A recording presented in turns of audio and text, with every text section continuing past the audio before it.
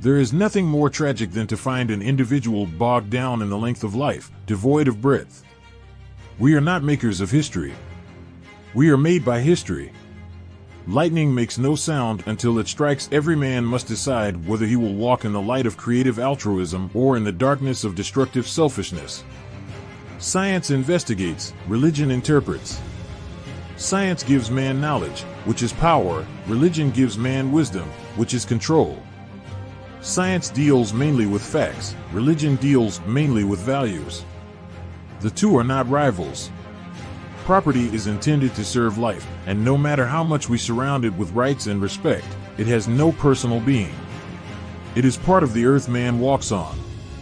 It is not man. We must use time creatively, and the knowledge that the time is always right to do right. The function of education is to teach one to think intensively and to think critically. Intelligence plus character, that is the goal of true education. We may have all come on different ships, but we're in the same boat now. All labor that uplifts humanity has dignity and importance and should be undertaken with painstaking excellence. An individual has not started living until he can rise above the narrow confines of his individualistic concerns to the broader concerns of all humanity. Rarely do we find men who willingly engage in hard, solid thinking. There is an almost universal quest for easy answers and half-baked solutions. Nothing pains some people more than having to think. Every man lives in two realms, the internal and the external. The internal is that realm of spiritual ends expressed in art, literature, morals, and religion. The external is that complex of devices, techniques, mechanisms, and instrumentalities by means of which we live. Shallow understanding from people of goodwill is more frustrating than absolute misunderstanding from people of ill will. There comes a time when people get tired of being pushed out of the glittering sunlight of life's July and left standing amid the piercing chill of an alpine November. The quality, not the longevity, of one's life is what is important. A lie cannot live.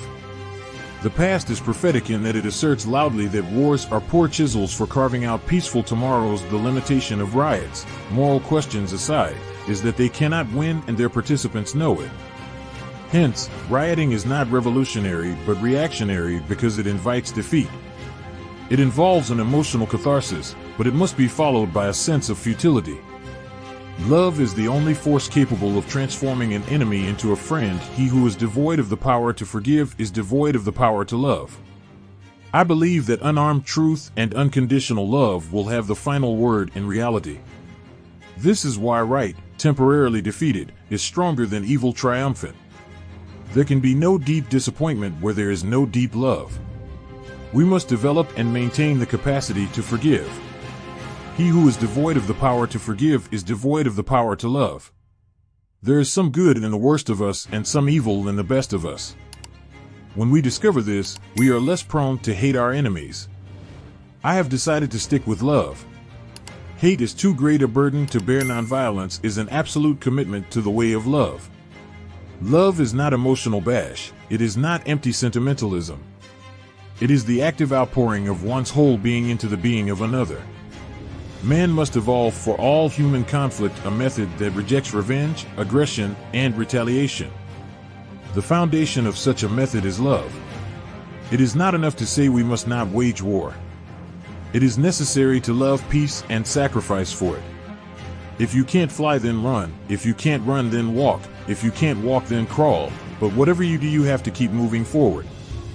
Martin Luther King Jr. quote, "Only in the darkness can you see the stars, only in the darkness can you see the stars.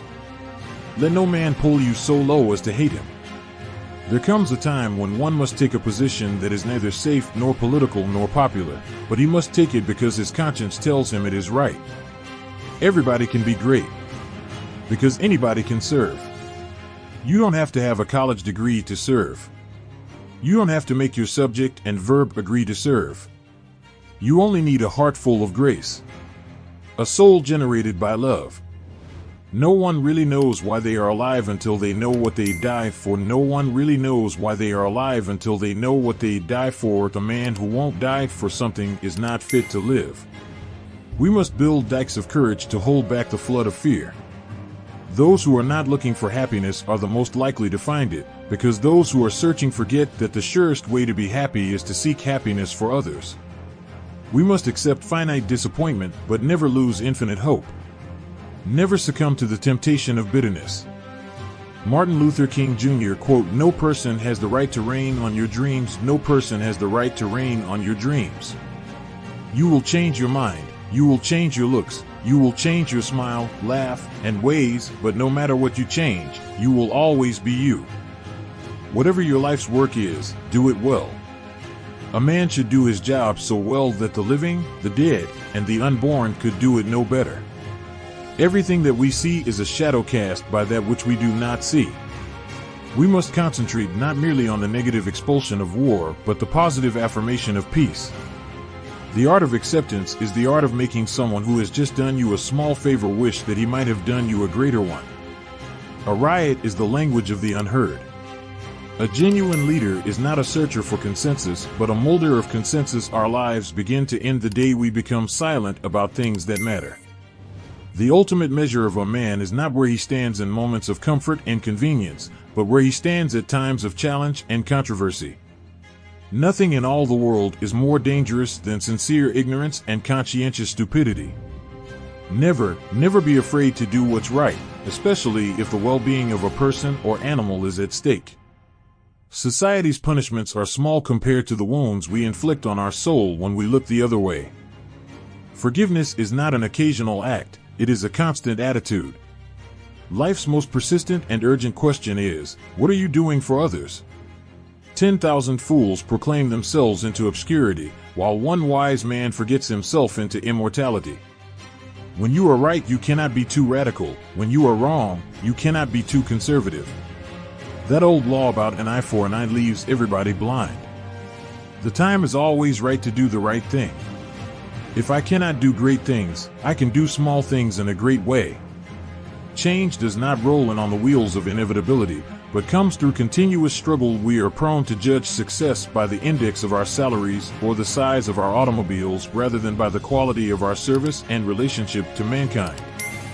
Whatever affects one directly, affects all indirectly. I can never be what I ought to be until you are what you ought to be. This is the interrelated structure of reality. Not everybody can be famous, but everybody can be great because greatness is determined by service. You only need a heart full of grace and a soul generated by love. I came to the conclusion that there is an existential moment in your life when you must decide to speak for yourself. Nobody else can speak for you. Almost always, the creative, dedicated minority has made the world better. The soft-minded man always fears change. He feels security in the status quo, and he has an almost morbid fear of the new. For him, the greatest pain is the pain of a new idea. I am not interested in power for power's sake, but I'm interested in power that is moral, that is right, and that is good. He who passively accepts evil is as much involved in it as he who helps to perpetrate it. He who accepts evil without protesting against it is really cooperating with it. Human progress is neither automatic nor inevitable. Every step toward the goal of justice requires sacrifice, suffering, and struggle, the tireless exertions and passionate concern of dedicated individuals. People fail to get along because they fear each other. They fear each other because they don't know each other. They don't know each other because they have not communicated with each other. The ultimate tragedy is not the oppression and cruelty by the bad people, but the silence over that by the good people. The ultimate tragedy is not the oppression and cruelty by the bad people, but the silence over that by the good people. I refuse to accept the view that mankind is so tragically bound to the starless midnight of racism and war that the bright daybreak of peace and brotherhood can never become a reality. I believe that unarmed truth and unconditional love will have the final word. We will remember not the words of our enemies, but the silence of our friends. Law and order exist for the purpose of establishing justice, and when they fail in this purpose, they become the dangerously structured dams that block the flow of social progress. People fail to get along because they fear each other. They fear each other because they don't know each other. They don't know each other because they have not communicated with each other. We must learn to live together as brothers or perish together as fools. Capitalism does not permit an even flow of economic resources. With this system, a small privileged few are rich beyond conscience, and almost all others are doomed to be poor at some level. That's the way the system works. And since we know that the system will not change the rules, we are going to have to change the system.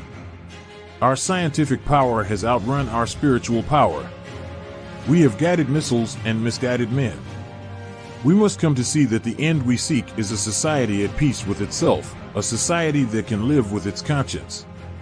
I have a dream that one day little black boys and girls will be holding hands with little white boys and girls. What is wrong in the world today is that the nations of the world are engaged in a bitter, colossal contest for supremacy. I have a dream that my 4 little children will one day live in a nation where they will not be judged by the color of their skin, but by the content of their character. All progress is precarious, and the solution of one problem brings us face to face with another problem. All progress is precarious, and the solution of one problem brings us face to face with another problem. History will have to record that the greatest tragedy of this period of social transition was not the strident clamor of the bad people, but the appalling silence of the good people. A nation or civilization that continues to produce soft-minded men purchases its own spiritual death on the installment plan. The more there are riots, the more repressive action will take place, and the more we face the danger of a right-wing takeover and eventually a fascist society. Martin Luther King Jr. quote, "Injustice anywhere is a threat to justice everywhere. Injustice anywhere is a threat to justice everywhere." No, we are not satisfied, and we will not be satisfied until justice rolls down like waters and righteousness like a mighty stream. The hope of a secure and livable world lies with disciplined nonconformists who are dedicated to justice, peace, and brotherhood. The moral arc of the universe bends at the elbow of justice. It may be true that the law cannot make a man love me, but it can keep him from lynching me, and I think that's pretty important. Of all the forms of inequality, injustice in healthcare is the most shocking and inhumane. Never forget that everything Hitler did in Germany was legal. I submit that an individual who breaks a law that their conscience tells him is unjust, and who willingly accepts the penalty of imprisonment in order to arouse the conscience of the community over its injustice, is, in reality, expressing the highest respect for law. The principle of self-defense, even involving weapons and bloodshed, has never been condemned, even by Gandhi. We who engage in nonviolent direct action are not the creators of tension. We merely bring to the surface the hidden tension that is already alive. Nonviolence means avoiding not only external physical violence, but also internal violence of spirit. You not only refuse to shoot a man, but you refuse to hate him. At the center of nonviolence stands the principle of love. Nonviolence is a powerful and just weapon, which cuts without wounding and ennobles the man who wields it. It is a sword that heals. Violence as a way of achieving racial justice is both impractical and immoral. I am not unmindful of the fact that violence often brings about momentary results. Nations have frequently won their independence in battle. But in spite of temporary victories, violence never brings permanent peace.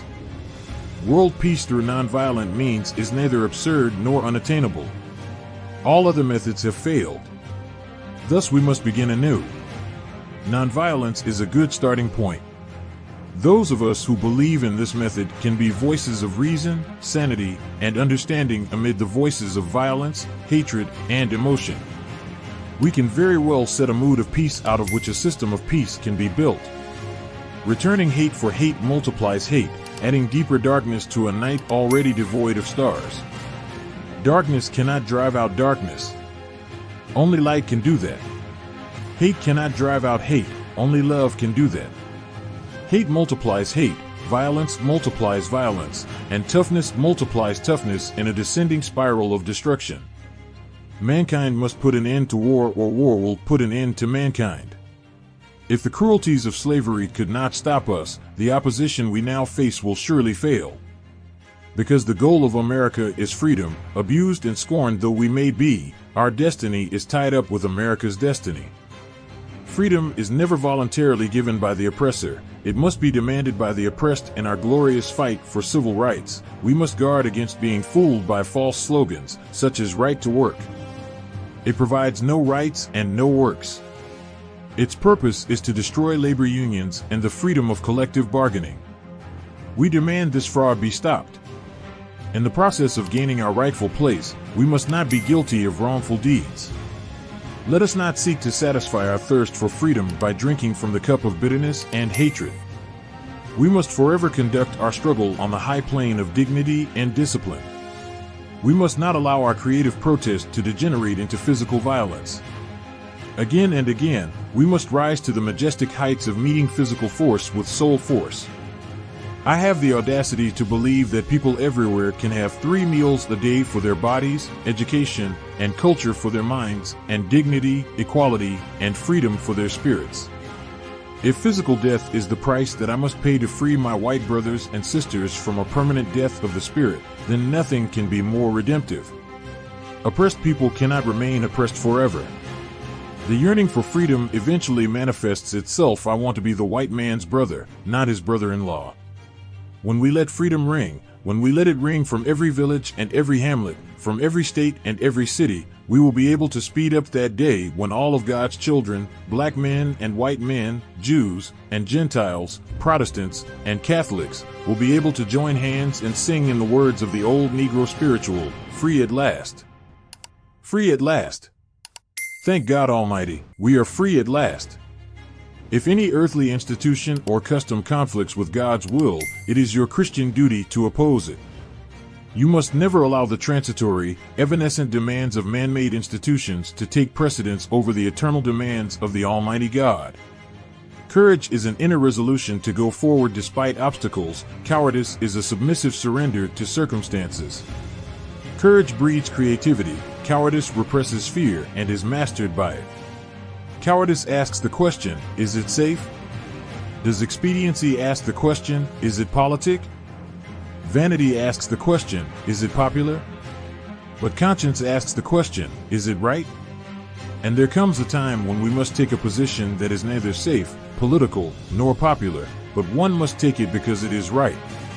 Take the first step in faith. You don't have to see the whole staircase, just take the first step by opening our lives to God in Christ. We become new creatures. This experience, which Jesus spoke of as the new birth, is essential if we are to be transformed nonconformists. Only through an inner spiritual transformation do we gain the strength to fight vigorously the evils of the world in a humble and loving spirit. Now there is a final reason I think that Jesus says, love your enemies. It is this, that love has within it a redemptive power. And there is a power there that eventually transforms individuals. Just keep being friendly to that person. Just keep loving them, and they can't stand it too long. Oh, they react in many ways in the beginning. They react with guilt feelings, and sometimes they'll hate you a little more during that transition period, but just keep loving them. And by the power of your love, they will break down under the load. That's love, you see. It is redemptive, and this is why Jesus says love. There's something about love that builds up and is creative. There is something about hate that tears down and is destructive. So love your enemies. The God whom we worship is not a weak and incompetent God. He is able to beat back gigantic waves of opposition and bring low prodigious mountains of evil. The ringing testimony of the Christian faith is that God is able. I have a dream that one day every valley shall be exalted, every hill and mountain shall be made low, the rough places will be made straight, and the glory of the Lord shall be revealed, and all flesh shall see it together. The first question which the priest and the Levite asked was, if I stop to help this man, what will happen to me? But the Good Samaritan reversed the question, if I do not stop to help this man, what will happen to him? Seeing is not always believing. We can move in that direction as a country, in greater polarization, black people amongst blacks, and white amongst whites, filled with hatred toward one another. Or we can make an effort, as Martin Luther King Jr. did, to understand and to comprehend, and replace that violence, that stain of bloodshed that has spread across our land, with an effort to understand, compassion and love. What we need in the United States is not division. What we need in the United States is not hatred. What we need in the United States is not violence and lawlessness, but is love and wisdom, and compassion toward one another, and a feeling of justice toward those who still suffer within our country, whether they be white or whether they be black.